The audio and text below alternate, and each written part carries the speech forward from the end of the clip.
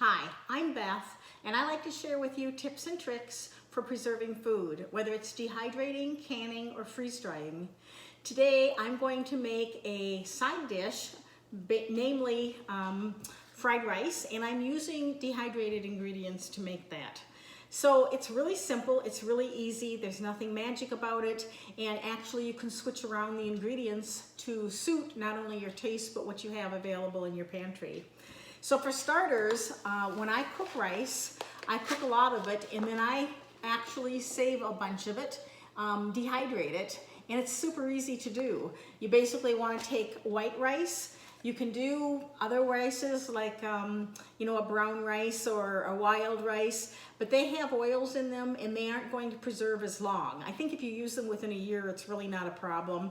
But for purposes of today, I'm using a white rice. So in order to dehydrate rice, take your hot rice, spread it on your dehydrator tray, make it fairly thin, and dehydrate it at 140 degrees until it's done. You need to do it at 140 degrees, and you need to do it when your rice is hot, simply because that eliminates the possibility, or I should say greatly reduces the possibility of bacteria when you're dehydrating rice. And that's something that's relatively new in terms of that temperature. So the rice will take maybe 3 or 4 hours. You can kind of stir it around a little bit after a couple of hours. You want to take it out of your dehydrator. You want to let it cool. The rice is going to look and feel a lot like your rice before it's cooked. My water's starting to come for a boil. Hang on for a second. All right, so you take your rice out of the dehydrator, let it cool. It's going to look a lot like your regular rice, and then you're going to want to condition it. And by conditioning, I mean putting your rice in some kind of a jar or moisture-proof container. Keep it in there for 4 to 7 days, shake it once a day, and just make sure that it's not clumping or that you don't have any signs of moisture. Then what I do is I preserve it in a Mylar bag. I do that simply because I'll do a bigger batch and I'll put a couple of Mylar bags. This is going to keep the rice for some period of time. Actually, if you're using a white rice and you're properly sealing your bag and you use an oxygen absorber, it'll keep for 20 or 25 years once you have it properly dehydrated and make sure it's dry. I don't use an oxygen absorber because I go through my rice fairly regularly, and usually at any given time I have a couple of these bags on hand and I go through those in a year. So the rice, once you want to have it dehydrated, is really easy to rehydrate. So I just want to show you what this looks like. It looks like regular rice, right? So to rehydrate it is really simple. So what I'm going to do today is I'm going to put a cup of my dehydrated rice in here. Now some people will say, why do you want to dehydrate it? Why not just use minute rice, for example? So I have 1 cup of my dehydrated rice here. I do it for a couple of reasons. Number one, I think the instant minute rice tastes horrible. I don't like it, so I don't use it. Secondly, this is really easy to do, and it's faster, quite frankly, by a little bit, about half the time of cooking the rice from scratch. And I really don't have to have a pot and a pan, though I certainly have to have a container. So what you want to do is you want to measure out your rice for whatever amount you want, and you want to keep in mind that you're going to end up with about twice the amount of rice that you started with. So I need to grab a measuring cup and I'll be right back. I have 1 cup of my dehydrated rice. So what I want to do now is I want to add 1 cup of hot water. Now you want to use hot water simply because this is going to give this a head start. So I have 1 cup of boiling water, and I'm going to add that to my rice. And then I'm going to give it a quick stir. Now, what I'm going to do is I'm going to let that sit. I'm just going to put a pan over it, basically. If I had some saran wrap, I would do that. I'm going to let that sit for 2 or 3 minutes. And then after it's done that, I'm going to cover it, and I'm going to put it in the microwave for about 3-4 minutes, and I'm going to have perfect rice, and I'm going to show you what that's like. Now, because I'm doing fried rice, you can make your fried rice really with whatever ingredients you want to do it. And I'm going to use what we like. I have some dehydrated peas, a little bit of dehydrated onion, and I have some dehydrated carrot.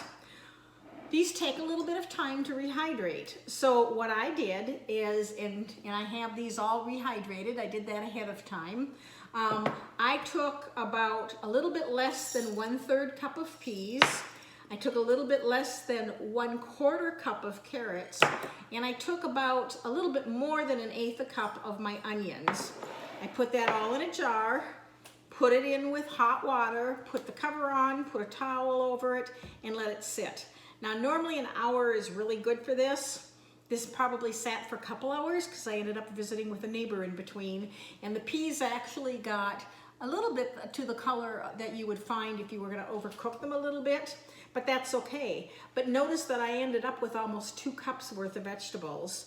So what you want to do, you don't really have to worry about the water amount that you're using, but what you want to do is just drain those out like so. And then my vegetables are ready for stir frying. So I'm just gonna let those sit and drain the water out. And you can use whatever vegetables you want. Maybe you have broccoli, maybe you like corn with it. Probably not something like zucchini, not a watery type vegetable, or a summer squash. Probably not potatoes for refried rice, but whatever you want. We happen to like peas and carrots and onion. If I had some fresh onion, I would use that. If you don't have these dehydrated vegetables, use fresh vegetables. That works just as well for using, making the rice. The other thing you want to keep in mind is that when you're dehydrating your vegetables, you want to store those in either Mylar bags, or you want to make sure that you put them in moisture-proof containers and either an oxygen absorber, or you want to vacuum seal them. It just keeps them fresher. Now, with peas, to be honest with you, I always buy frozen peas when they're on sale and dehydrate them, because shelling peas is time consuming and I don't really have access to those, but frozen peas work really, really well. Carrots, I always dehydrate those from fresh. I usually peel them, you don't have to, and I do those 3 ways. I do them shredded, I do them diced, and I do them sliced. Carrots are the one thing that will hydrate almost to the original form.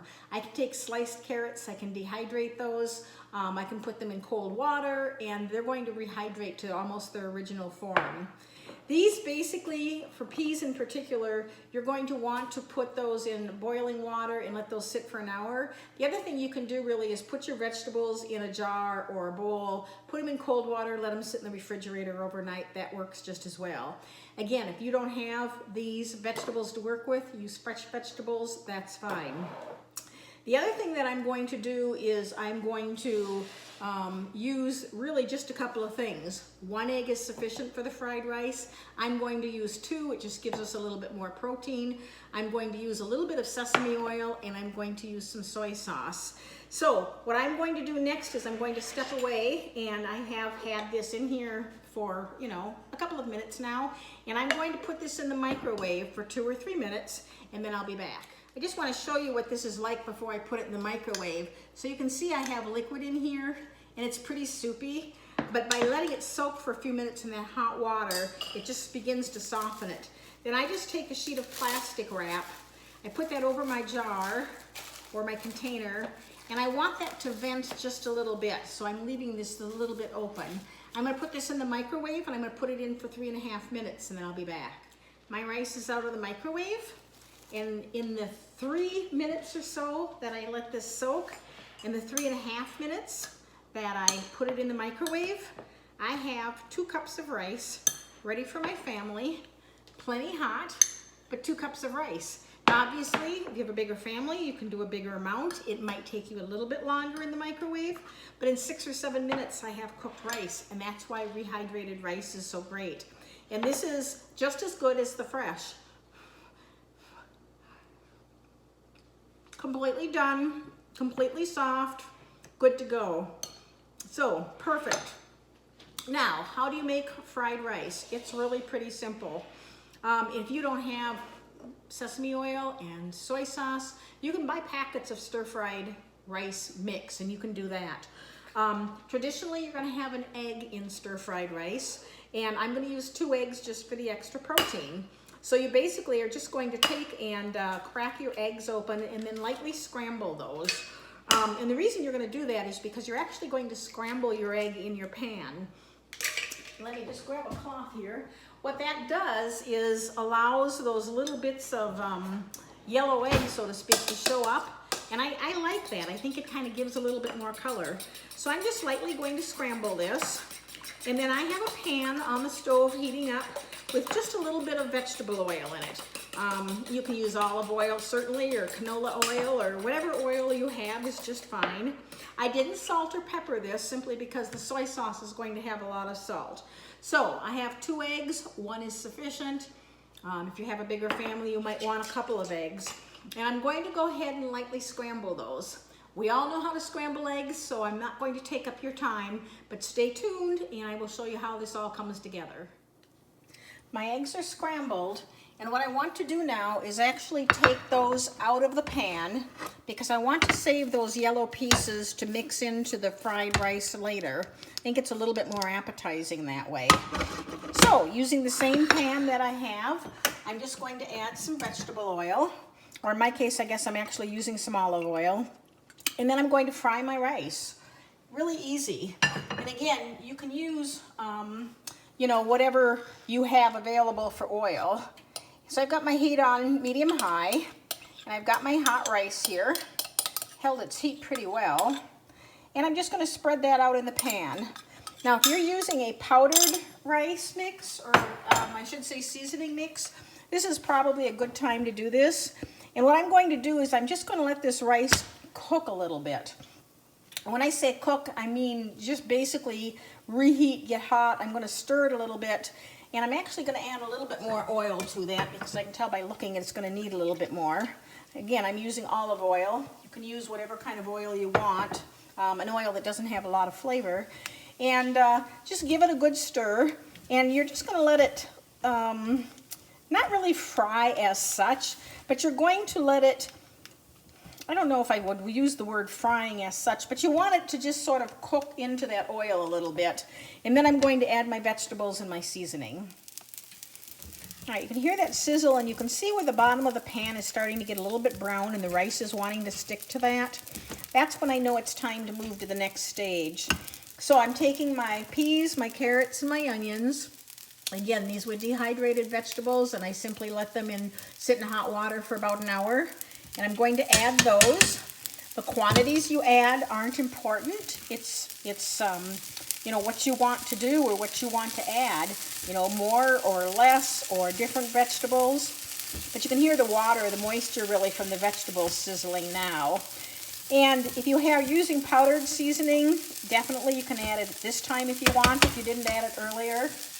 I'm going to use some soy sauce. And less is more here. You want to be careful that you don't get too much. So I'm going to start with about a tablespoon and see what that looks like. And I'm definitely going to want a little bit more, so I'm going to do another half a teaspoon to start with. And then I'm going to add some sesame seed oil. Now this goes a long way here. So I'm really going to only add about a teaspoon here. This is one of those oils where it doesn't look like it's going to do a lot, but it does. So 1 teaspoon is all I'm going to add of that. And then I'm going to give all of that a good stir, and then I'll be able to taste test it. Now sesame oil, I like using this in fried rice because it gives it a nice oriental flavor. If you wanted to make a main dish out of this, you could easily do that by adding some chopped chicken or ham or perhaps some ground beef, whatever you wanted to do with that. What's important here, and what I'm really trying to show you, is that literally inside of 6 or 7 minutes, I had rice that I could work with to make a casserole, or in this case, fried rice, but certainly a nice side dish. So, I didn't add my egg yet, but you can see that this definitely got brown, and that's from the soy sauce. And again, you don't want to get that too much so I just want to taste test this. Okay, I want a little bit more soy sauce. I do not want any more sesame oil. That really is about perfect. I'm going to add about another teaspoon of soy sauce to this. And again, a little bit can go a long way here. And keep in mind that as people are eating this, they can add more soy sauce if they want. This is also a reason why I don't salt the rice when I'm making this. And I don't salt my rice when I'm dehydrating it either. In other words, when I'm cooking it to dehydrate it, I don't salt it usually then either. I guess sometimes I have had some leftover rice and I've done that, but I like generally when I'm dehydrating it not to do that. All right, let me just taste this again. I think we're going to be good. That works.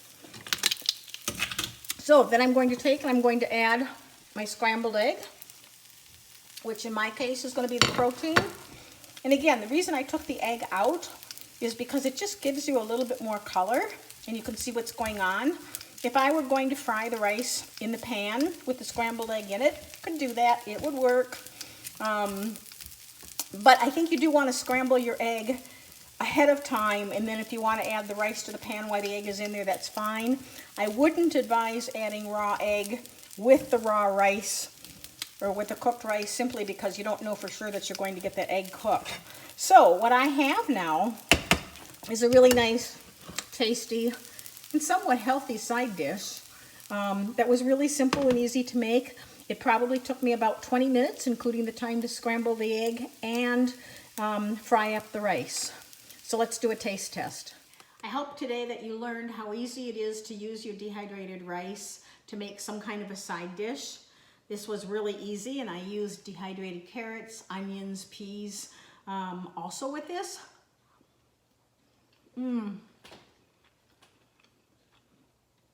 This was simple, it's flavorful, it's going to make an easy side dish for my husband and I on a busy day.